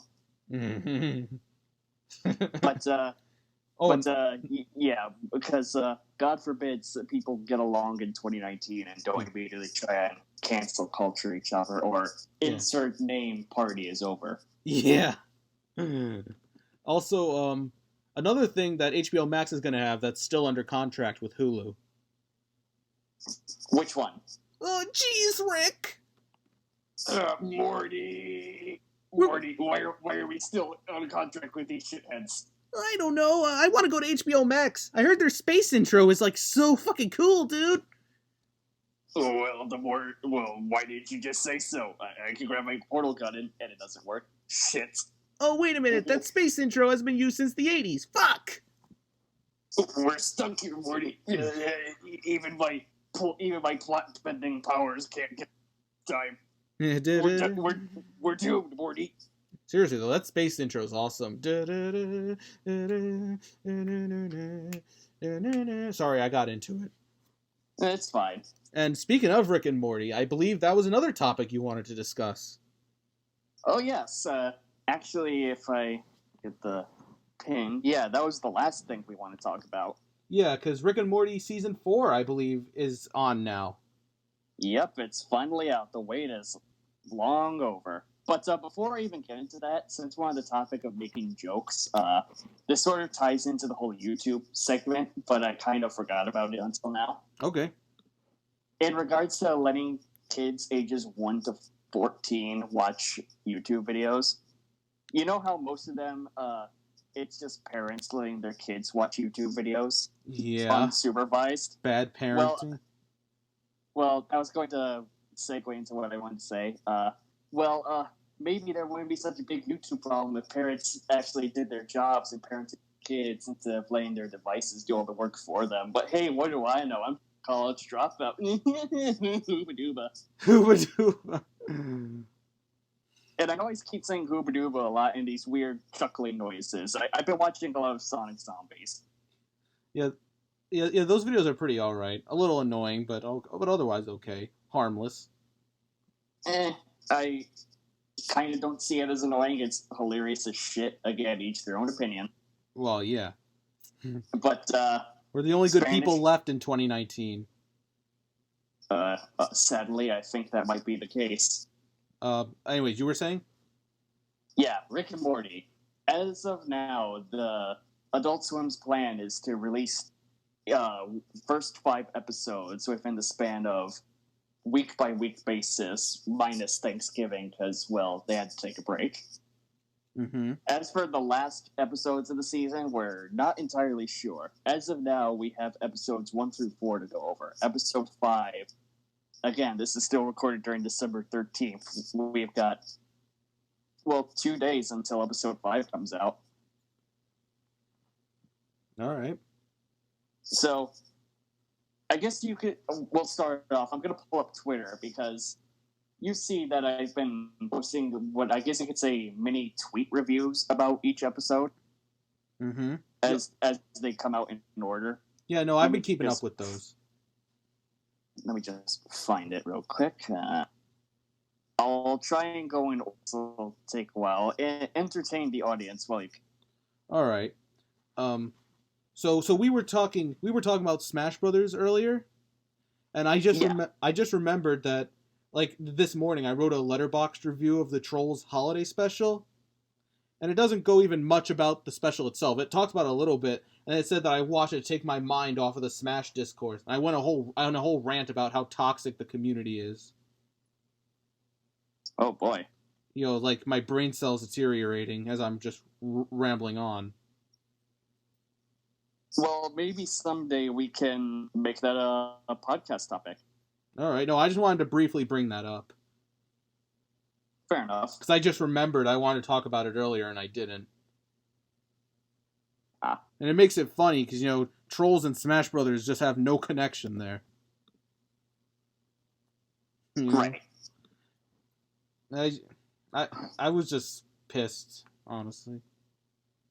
It's been one of those days. Yeah, Hotel Mario. Mm-hmm. Nice of the princess to invite us over for a picnic, eh, Luigi? I can't believe I tweaked so much. I'm having such a hell of a time looking for it. Hooba Dooba! I don't know how exactly Hooba Dooba said. I got the virus. You got Big Bug. Yeah. You got Terminal 7, Luigi. I don't know what it is, but it's bad. The princess. That was a dead hooker, Luigi. The princess, she isn't real, Luigi.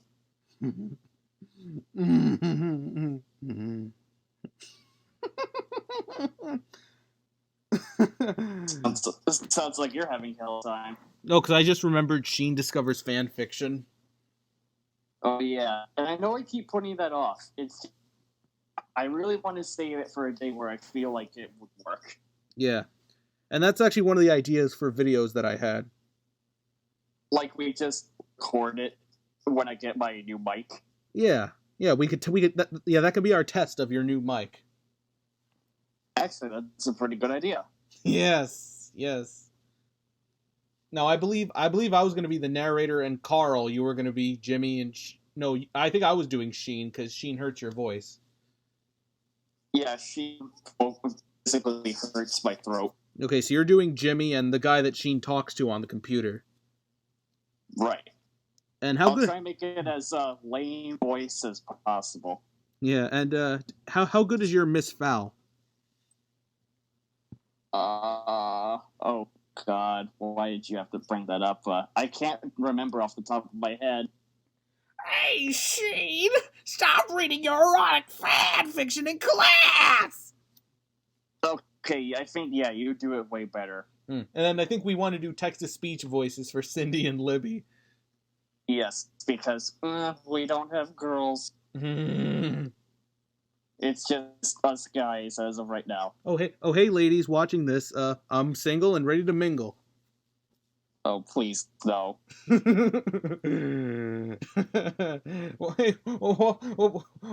don't you try to hook up some girls right now? This is your big chance, man. You don't know how bad luck I have. No, I've been there. Alright, the 13th, getting down the list. Alright.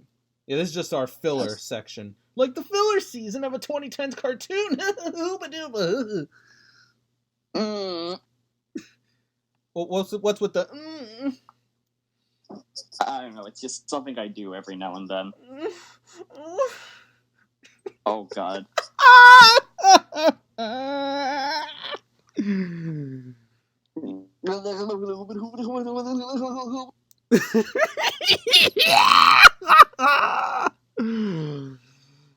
Okay, I found it.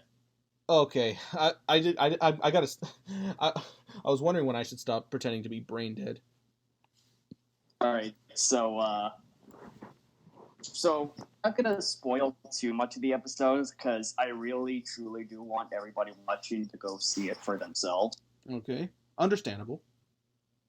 So, season 3 had an issue where a lot of the jokes were very unfunny and the plots just kind of flopped flat on its ass. Yeah, didn't you say the characters were mean-spirited also? Yeah, like the Pickle Rick episode, I fucking love the Rick plot, but the plot with Summer and Morty going to therapy is just such a fucking time waster. It doesn't need to be there in the episode at all. It just kills the mood. Mm-hmm. While Rick being a pickle is a way more engaging plot and has a lot more to work off of. Mm-hmm. I was actually going to watch that episode on Hulu the other night, but then I remember what you said about season 3, and I'm like, I'll pass. But season 4, They definitely seem to be learning from their mistakes from season 3. Character development. And not that this really seems to matter, but season 4, episode 1 is the first Rick and Morty episode directed by a woman. But we're equals here, okay? Yes. It's like I said at the beginning, we don't discriminate. Yeah. So episode 1, I'll only talk about the beginning portion of each episode and try and not go too far in as possible. Episode 1 starts off with Rick and Morty going in space looking for death crystals. They basically tell you how you're going to die. All right. So Morty picks up a death crystal, and he sees himself dying in the most peaceful way possible with the love of his love, Jessica. That's her name. Okay. So he tries his hardest to make it happen, and he accidentally gets Rick killed because of it. Oh, boy.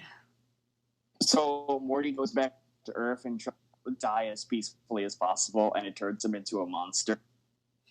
All while a hologram of Rick is trying to convince Morty to try and revive his grandpa, while the real Rick... this is sort of a plot point that happened in season 2 called Operation Phoenix, where if Rick dies, he has a bunch of clone bodies he can put his consciousness into. Okay. So apparently Operation Phoenix still takes into effect in different dimensions, even though in the current one, he destroyed it. All right. And in every dimension he keeps reviving it is a fascist Nazi dictatorship. Really? Yeah, and he keeps dying in each and every one. So he's trying to find a way to end up in a dimension that doesn't want his ass dead because he has a different political view. Yeah, wasn't there a Wasp Rick in that episode? Yeah, and ironically enough, Wasp Rick was the nicest Rick who was able to help regular Rick get back into his dimension. All right. Pretty silly, but but I'm very happy with how the episode turned out. Okay. So let me scroll up to episode 2. More filler, yay. This is filler. Okay, I found episode 2. So episode 2. Oh right, this one. This is an episode they really pushed for in the commercials and marketing for season 4. Well, what is it? So the plot is Rick hires an intern, and this intern is a little alien called Gluty, who has a tattoo on his forehead saying, "Do not develop my app." Gluty. Yeah, Gluty here wants to develop a mobile app real badly for some reason. And Rick is telling everybody, you cannot develop his app. But then, as soon as Rick goes off his own, the B plot of the episode, the A plot with Jerry, Morty, and Gluty is Jerry, the idiot that he is, developed the app. Okay. The app is called Love Finders with two R's and a Z at the end of it, no spaces. Okay. The plot is that this app, it basically acts like any sort of matchmaking app, trying to get people hooked up with one another. Okay. The only problem is the app keeps changing who you should be paired up with every 10 minutes or whatever. All right. So you have to go across the world to try and find your next love finder. And it's causing havoc on Earth. Morty and Jerry force Gluty to take them to his mothership to try and get the app taken down. And most of the episode is making fun of Jerry for being a stupid idiot, and Morty really becoming more like Rick, being an asshole. Uh-huh. As for Rick's plot, this sounds stupid at first, but he has a fancy schmancy toilet he has on some other distant planet that he likes to go take a shit on. Does he? And it has a beautiful landscape view. The plot of it is somebody shat in his toilet. So he's on a quest to try and kill the one who shat his toilet. All right. And it most ends up in him realizing that he's truly alone. He has no friends in the universe. Mm-hmm. Just everybody tries to get along with him, he pushes them away. Damn. Yeah, he's being a bigger asshole than the people he thinks are being rude to him. Right. And the Gluty episode, I was reminded of two things. What remind you of? Well, the first thing, that app he creates, it reminds me of this movie called Swiped that I watched, where some college kid, he creates a dating app where you don't really date, you go right to the sex. Huh. Well, Love Finders, it doesn't go right to the sex. It mostly just goes right into the dating step. Yeah. And another one I wanted to bring up, Gluty. His name reminds me of like Glue from Bump in the Night. Huh. And he's also an alien. Right. Yeah. Oh, look, Sleemuth, I've developed this app called Tumblr. I found episode 3, and oh boy, do you like heist movies? I think they're pretty good. Like, remember I was talking DreamWorks was making one called The Bad Guys? Right. I'm looking forward to that because I hear it's going to have an art style similar to Spider-Verse, but go on. Well, this episode completely shits on heist movies. Does it? Yeah. It starts off with Rick and Morty wanting to go on an adventure to some Indiana Jones-like temple to try and steal some treasure from a corpse, only to find out that some heist artist fanatic has beaten him to the punch. So he goes to this place called Heist Con, where a bunch of heist movie fanatics come together to celebrate the sport of it, I guess. All right. And it basically ends up in a bunch of tropes of how, oh, you beat me to this, but while you weren't looking, I secretly did this behind your back. Huh. Constantly back and forth between each other, like heist movies usually do, until the point where Rick inevitably wins. Really? And outdoes the sort of person who's trying to beat him at the trope. Really now? Yeah. Then once that's all done, he creates a robot just so he can make sure that he comes out on top of these Heisttron tropes. Mm-hmm.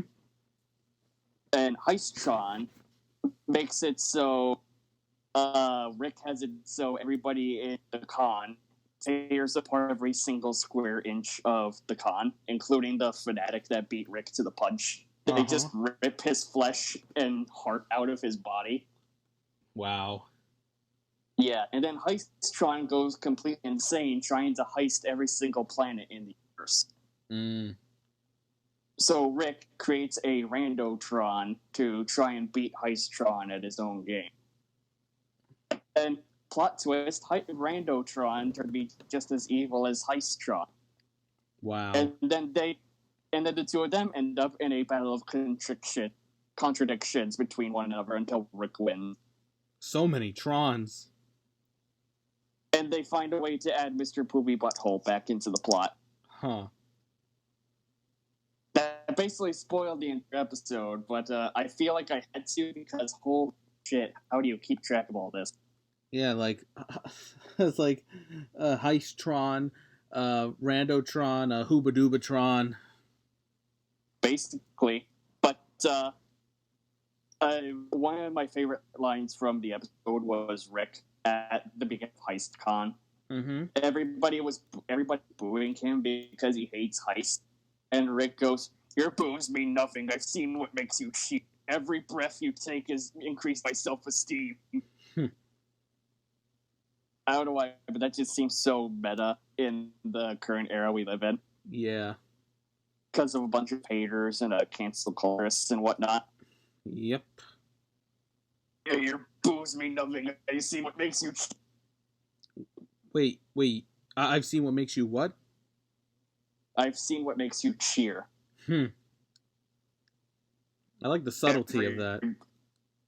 Every breath you take increases my self-esteem. Now for episode 4.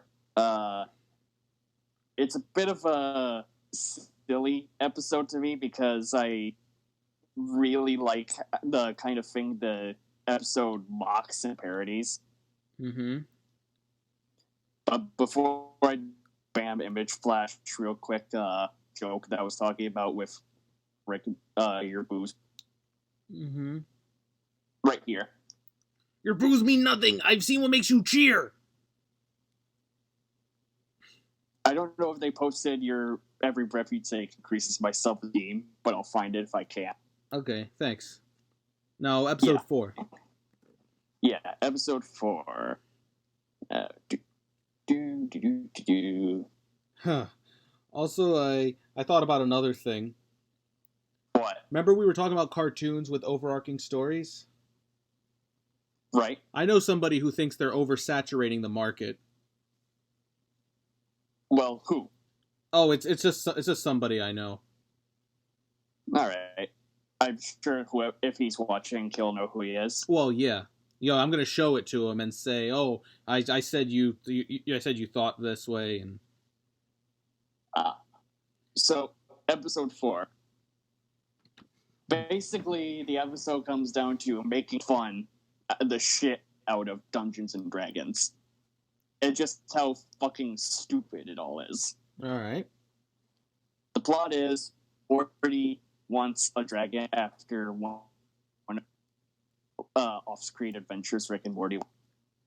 Right. And Rick's like, the only people who want dragons, losers who still live in their mother's basement. Just like us. Nah, we're good civs. We play Dungeons and Dragons. We just can't. I don't play Dungeons and Dragons. We can't get girlfriends. No, it's just we don't like leaving our fate in the hands of a 20-sided die. And complex math algorithms and whatever. But Morty gets a dragon, and he's contracted by a sort of other dimensional wizard so that he can't really get out of it. Rick and the dragon bond over their love of collecting rare items and such.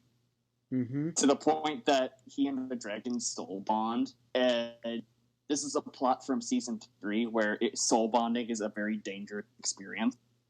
Mm-hmm. And in this episode, we see why, because when the wizard sees that Rick and the dragon soul bonded and it violated the contract so Morty could go free, he whipped the dragon, and in doing so, was also hurting Rick. So soul bonding means if one person gets hurt, the other gets. Okay. So it mostly comes down to Rick, Summer, and Morty to try and save the dragon and soul bond.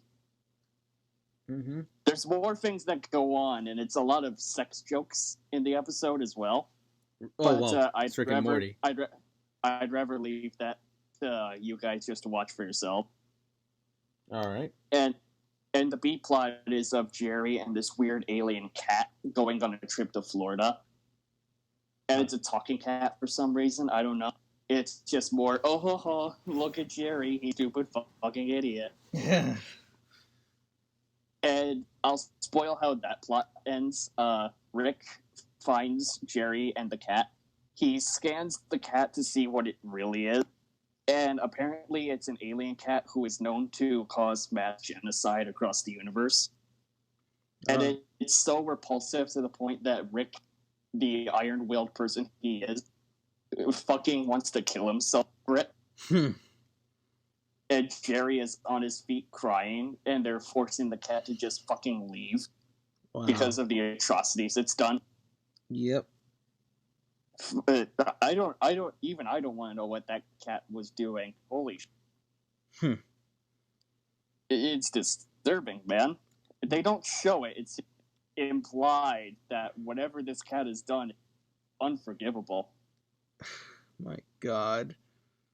Yeah, it's just, holy shit, man. What the hell? Ugh. As for episode 5, all we have to go off of are commercials of Morty getting bitten by a space snake. Oh. Yeah, just Rick's space car gets a flat tire, and even Morty questions how you get a flat tire in space. Yeah, like So while Rick is fixing the car, Morty comes out because he wants to help, even though Rick said not to. all Then right, then Morty gets bitten in the ankle by a space snake and it dies. all right. So now it looks like Morty is on a race against time or whatever to try and not die of poisoning. It's, I don't know, it's just, with me, I've been noticing a lot lately that Rick and Morty commercials leading up to the next episode are kind of hit or miss. You think so? They don't really do a good job of getting people hyped to see the next episode.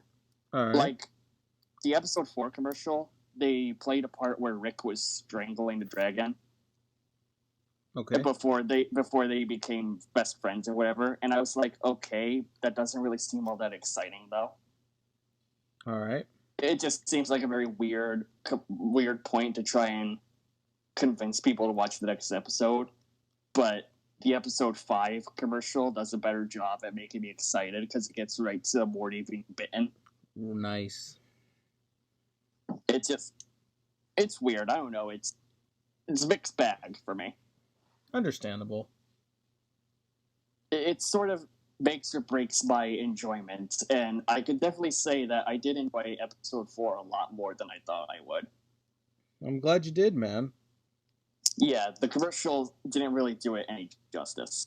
Mm, To be fair, you shouldn't really spoil much in a commercial, but, right. well, you should try telling that to movie commercials like Dawn of Justice. Or How to Train Your Dragon 2. Apparently, DreamWorks told 20th Century Fox to not show Hiccup's mom in the trailers, but they did anyway.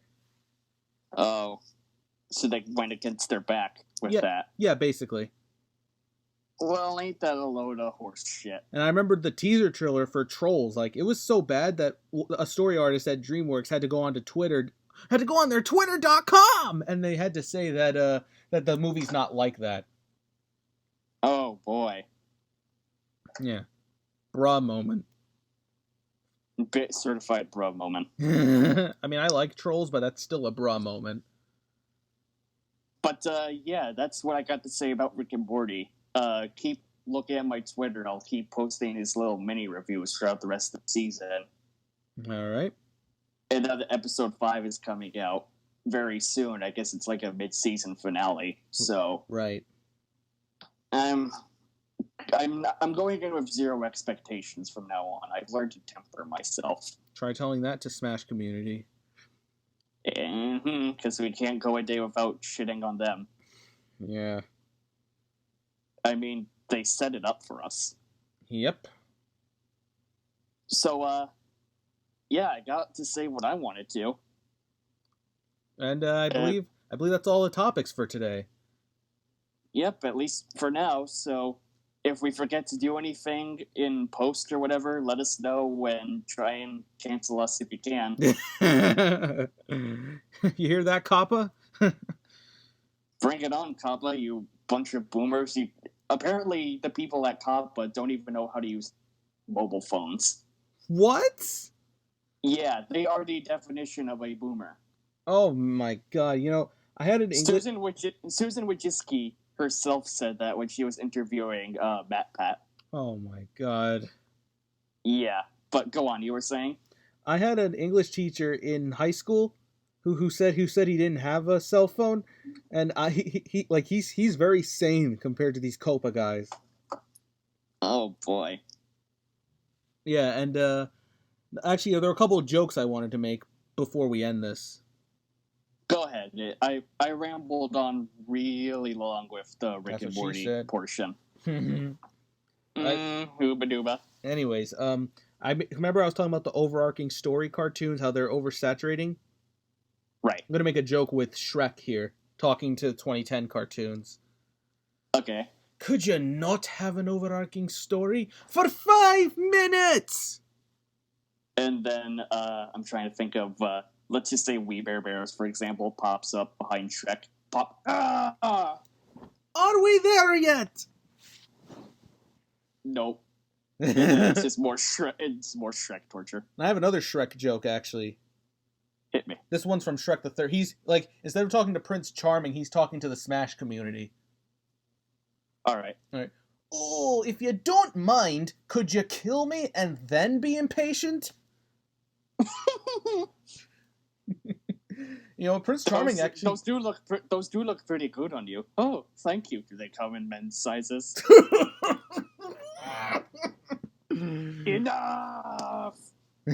Oh my god. You know what Sakurai did to the Smash fans? What? He sent them into a world of pain with which they were not familiar.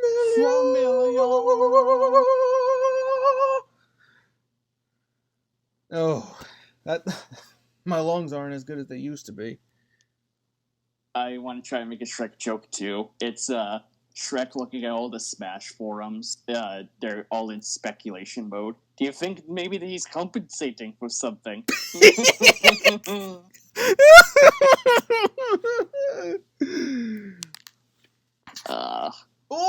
Let's do that again. No. No, I was doing Shrek and Scared Shrekless telling Donkey, let's do that again. No. I feel bad for anybody who just pops in and scrolls through a random part of the podcast mid-recording, and they end up at one of our bad jokes. I guess you could call this the Zero Show Out of Context. Twitter, get on that. Yes. Because, I mean, they're doing one for basically everything. Yeah, I think Scott the Woz got one recently. Oh, okay. Anyways, so plenty of out of context material from us, but yeah, I guess that's the end of episode 3. Yeah, and surprisingly, we were more on topic and we made good time. How long have we been going at this for? Almost 2 hours and 2 minutes. Really? This is kind of a short one then. That's what she said.